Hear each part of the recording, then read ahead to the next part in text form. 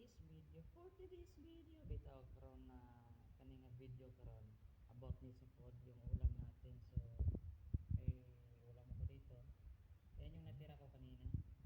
So marami kasi kayo natira ko para sa panghapunan, and then meron tayong minggo. Saka bukod sa minggo, syempre meron tayong kanin. And bukod sa kanin, syempre meron tayong tubig. So napakalino na. Nakita mo yan, may heart sa dulo, no? Alam nyo ba kung paano ko yung ginawa? So hindi ko rin alam. Nagkataon na siguro yan, no? May heart.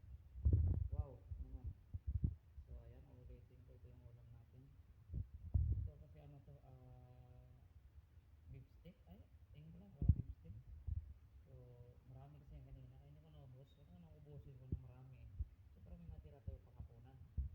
Yan, ulitin ko mangga. Yan yung ulam natin ngayon. So tikman ha. Kung gaano ka-yummy ba. Yan, so yun na nga. Tikman natin.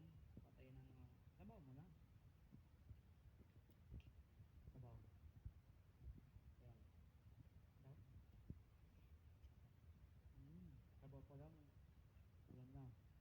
Paglagyan natin ng laman. Kasi iba man yung sabaw sa